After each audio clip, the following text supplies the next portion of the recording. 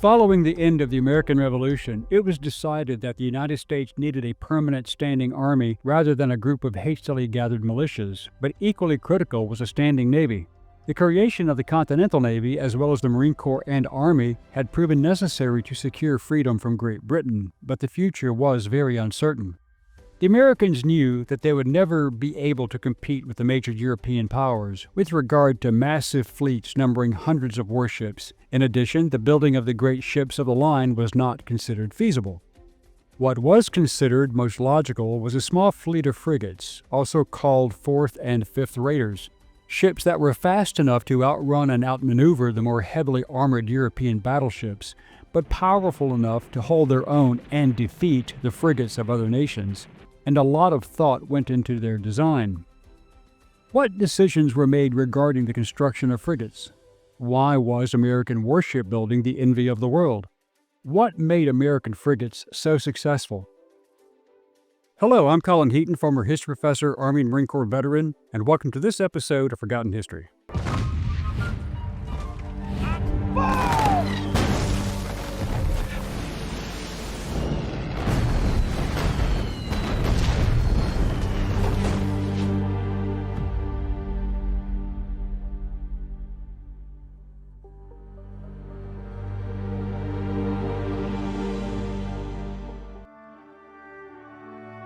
President George Washington and other prominent Americans in government who celebrated the birth of our new country knew that there could be no resting on those laurels. Problems arose in Europe yet again, and piracy in the Mediterranean Sea and Caribbean Sea threatened American maritime trade. See our video on the white slave trade in North Africa as an example.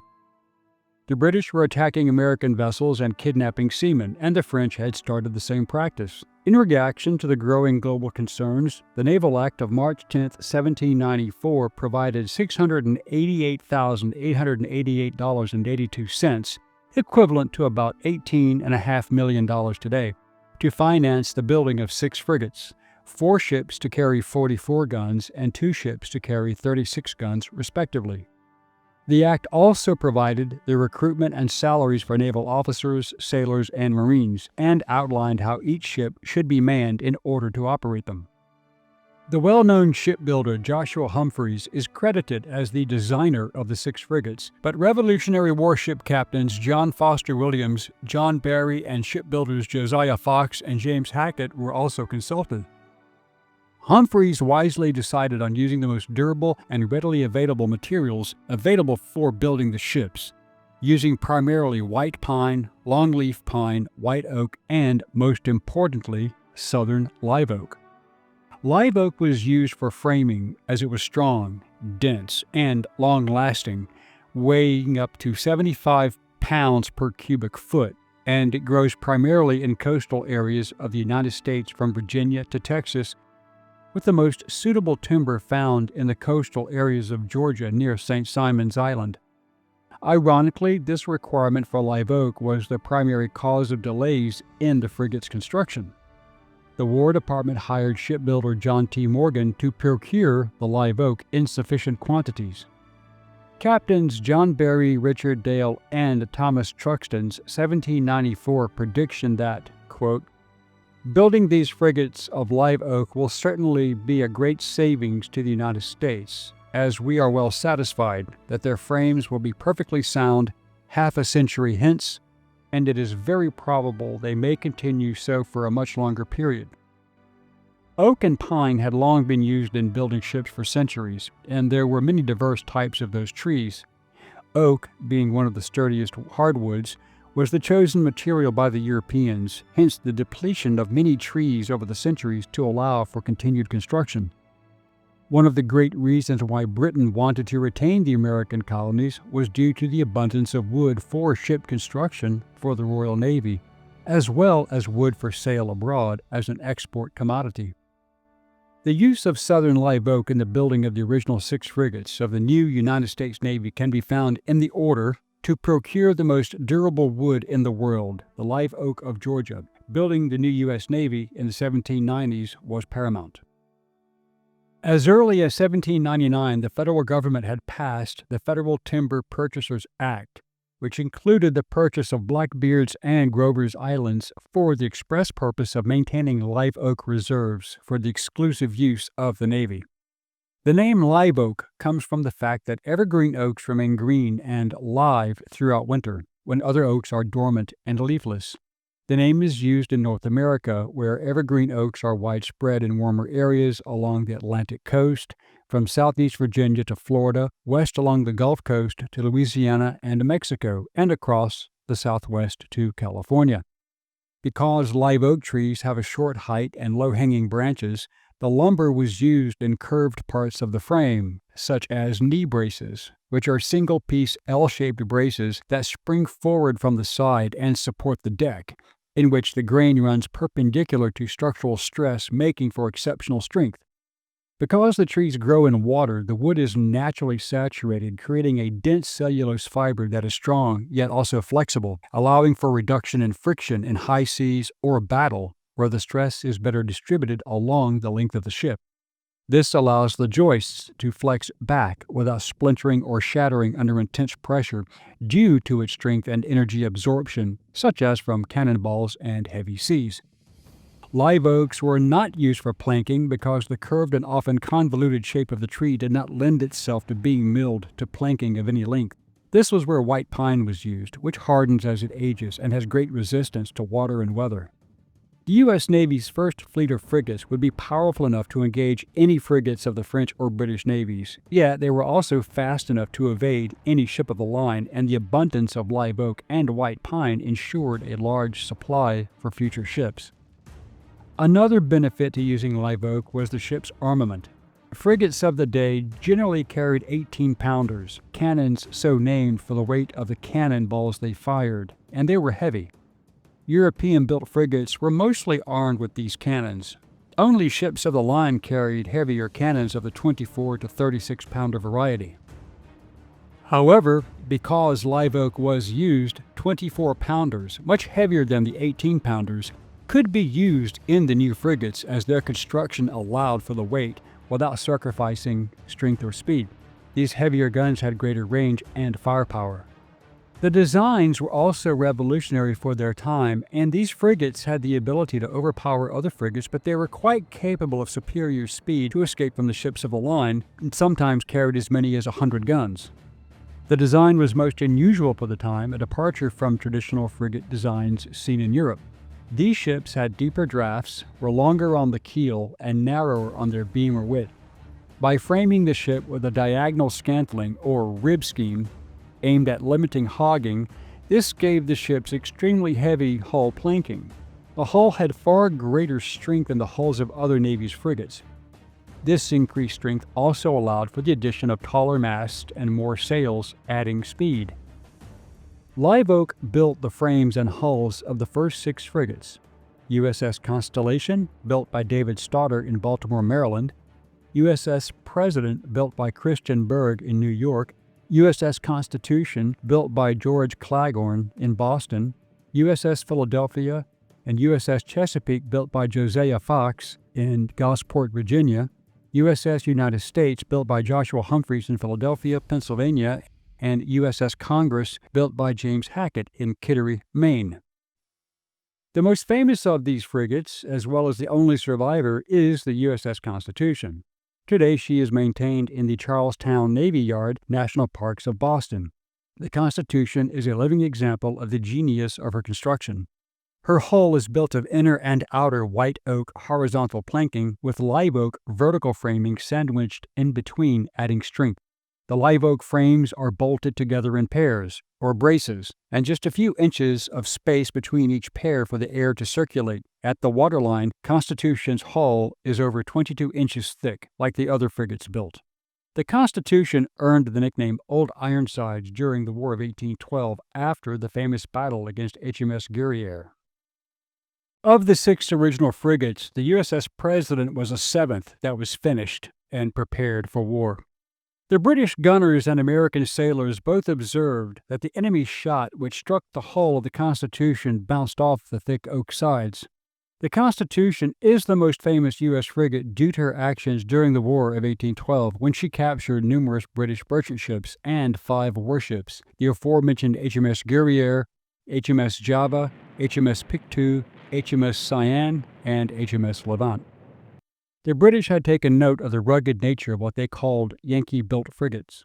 After the War of 1812, British attorney and naval historian William James took note of the incredible durability of the U.S. frigates, in particular USS President, which the British captured. James wrote, "The relative stoutness of topsides cannot be fully expressed by feet and inches, for, while the timbers of the American 44 are placed as close together as they can be, there is a considerable space between each timber of the British 38. About 3 inches below the main deck port sills, the President's sides are 22 inches through. In fact, an American warship of war is almost a bed of timber."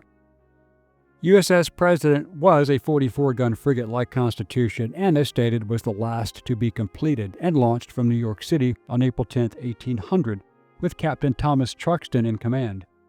She departed for patrols during the Quasi-War on August 5th and recaptured several American merchant ships. After the peace treaty, she returned to the United States in March 1801. In May 1801, USS President sailed under the command of Richard Dale for service in the First Barbary War, arriving off the coasts of Algiers, Tunis, and Tripoli, capturing a Greek vessel with Tripolitan soldiers aboard, and participating in a prisoner exchange. She returned to the United States with freed American sailors on April 14, 1802, and then returned for a second patrol on the Barbary coast in 1804 under the command of Samuel Barron. She joined USS Congress, Constellation, and Constitution on patrol, but President experienced a mostly uneventful tour, assisting in the capture of 3 vessels, performing blockade duties, and undergoing 2 changes of commanding officers. She sailed for home on July 13, 1805, carrying with her many sailors released from captivity in Tripoli after Marine Lieutenant Presley O'Bannon's capture of Tripoli, and again see our video on the white slave trade and that operation. On May 16, 1811, in what became known as the Little Belt Affair, USS President, under the command of Captain John Rogers, mistakenly identified HMS Little Belt as the frigate HMS Guerriere, which had attacked American ships to kidnap sailors for service in the Royal Navy. What happened was disputed by both sides, but both ships discharged cannon for several minutes before Rogers determined that Little Belt was a much smaller ship than Guerriere. Little Belt suffered serious damage and 31 killed aboard or wounded during the battle. Rogers offered assistance to Little Belt's captain, Arthur Bingham, but he declined and sailed off for Halifax, Nova Scotia. The U.S. and Royal Navy investigations each determined the other ship to be responsible for the attack, increasing tensions leading up to the War of 1812. After the ship spent a year blockaded in port, Stephen Decatur assumed command of President. On the evening of January 14, 1815, President headed out of New York Harbor but ran aground, suffering some damage to the copper-plated hull used to prevent barnacle growth, but her strong construction prevented a catastrophe. Unable to return to port, USS President was forced to head out to sea. Later the next afternoon, she fought a battle with HMS Endymion. Decatur attempted to capture Endymion to replace President, but this plan failed because Endymion was smaller and more maneuverable. Decatur surrendered his ship to Endymion only to sail away under the cover of night. Subsequently, HMS Pomona and HMS Tenedos overtook President, and Decatur surrendered the ship once again to Endymion. USS President was taken into the Royal Navy as HMS President, but served only briefly before being broken apart in 1818. After the war, Royal Navy officer John Cunningham was also extremely impressed by the construction of the 44-gun frigate USS United States. He noted in his journal after visiting in 1824, "The States is a tremendous frigate, and what may be called a bed of timber. Her scantling throughout is considerably above that of the Cambridge, an 80-gun Royal Navy ship of the line, according to actual measurement. Her sides are thicker by several inches. They told me that during her late repairs, a quantity of the Macedonian shot were taken out of her sides which had not penetrated." The United States was built in Philadelphia, launched in May 10, 1797, and commissioned on July 11, 1797.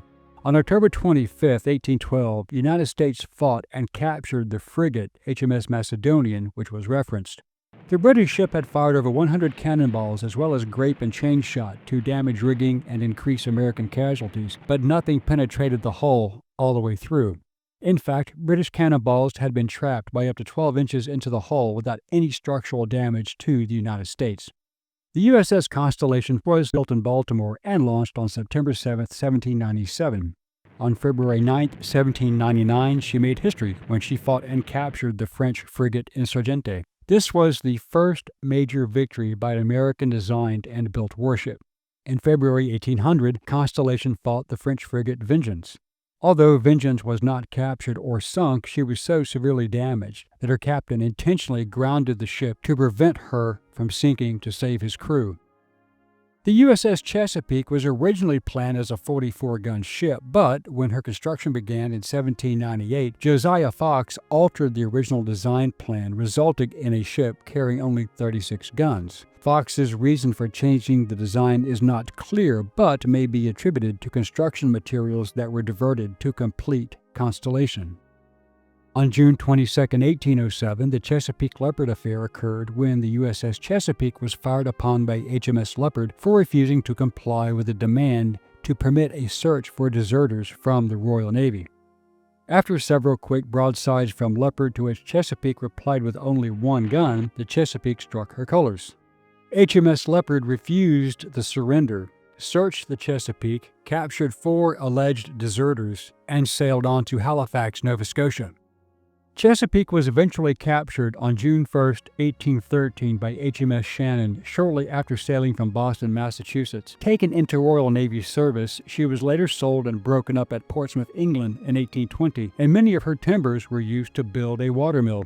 But the British inspected her design and saw the strength of her hull and the solid nature of the ship's framing.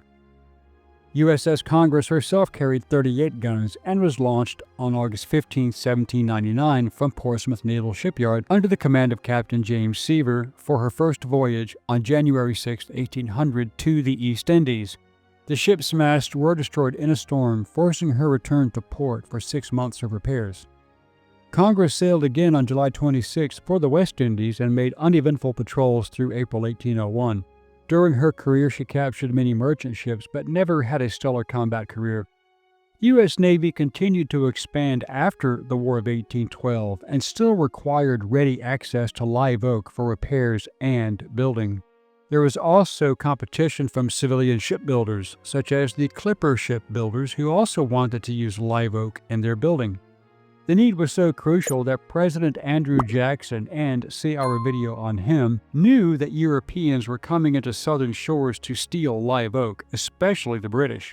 They had studied the American ships and admired the solid and rugged construction using live oak, which they did not have. As a result, he made it punishable by death for foreigners if they were caught harvesting the trees, and also harsh punishment for Americans who cut down the trees without license. In fact, the demand for live oak secured the first naval live oak plantation for the cultivation of the valuable wood in 1828, the Santa Rosa Peninsula near Deer Point in Pensacola, Florida. The purchase was just in time, for as Pensacola Congressman Joseph M. White noted in 1831, USS Constitution was in danger of succumbing to decay without a ready supply of live oak for repairs. His actions secured live oak for the nation. Luckily, the USS Constitution was preserved for history as an example of superior American shipbuilding. She was used as a training ship for decades until converted into a museum. Also in 1831, Judge H.M. Breckinridge wrote a letter to the Secretary of the Navy where he stated some facts in relation to the live oak, which nearly 100 years later had a profound effect on the long-term preservation of USS Constitution. Until the age of iron ships, live oak was the most valuable wood in the nation. According to the Live Oak Society, the oldest southern live oak is believed to be the Seven Sisters oak located in Mandeville, Louisiana, with an estimated age of 500 to 1,000 years, and another is Angel Oak in Mount Pleasant, South Carolina, which is determined to be about 1,000 years old as well. Thank you for watching this episode of Forgotten History. If you liked what you saw, please click like, share, and subscribe. And if you would like to assist with the ever-increasing cost of production, please consider becoming a channel member and joining our Patreon page.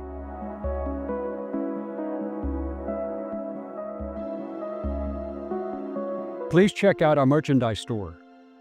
And thanks for watching.